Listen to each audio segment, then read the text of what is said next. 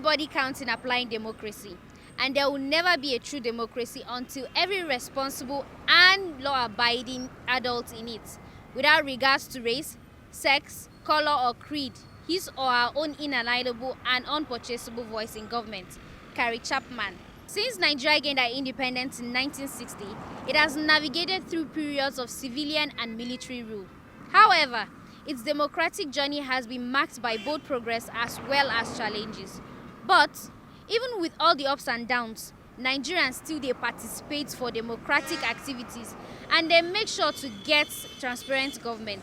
September 15th is International Democracy Day. We're on the streets to hear the thoughts of our street parliamentarians on this important topic. What does democracy mean to you? Is democracy thriving in Nigeria? Let's dive in. In my own way, Nigeria democracy is okay now, because you cannot compare it with years, those years that are before Obasanjo. But now that democracy, that we are in democracy now, I think we have to be learning step by step before we reach the place. Democracy actually means government of the people, by the people and for the people, right? But in Nigeria, democracy has always given us challenges because we're not actually getting it right the way it's supposed to be, because our people are supposed to be representing us.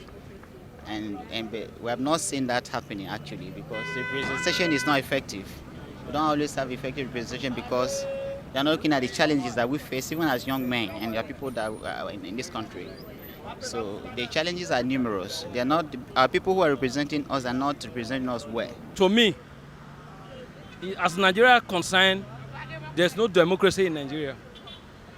As far as I'm concerned, there's no democracy in Nigeria. They have killed democracy in Nigeria.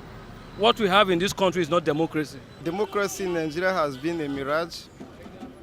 We hardly see the effect in the society, so we are far from the real democracy. Democracy is like, how do I put it? You know, we are still, it's a process, you understand? And as I earlier said, Nigerian democracy is still evolving. If you look at big democracies like United States of America, you know, they have come a long way. You know, they have their ups and downs. Nigeria have their ups and downs. And we hope and we believe that one day somehow we will get it right. But from all I can say for now is we will get there. The challenge is facing democracy's process in Nigeria. We have an issue of corruption, in the sense that some political actors are corrupt, whereby they go to people house to house to buy their mandate, not based on their performance, but they buy their mandate by giving them money, buying them food items and other things, so that they will come and vote for them during election period. So I think if you want to know that, yes, you are good enough to stand as a candidate, I think what you did in the past, we surely talked for you. But some people, they only go to buy people's mandate by giving them money. So I think we can't use that to measure the level of democracy. The challenges that is facing the democracy in Nigeria is all about the leader we have. We have the leader we have.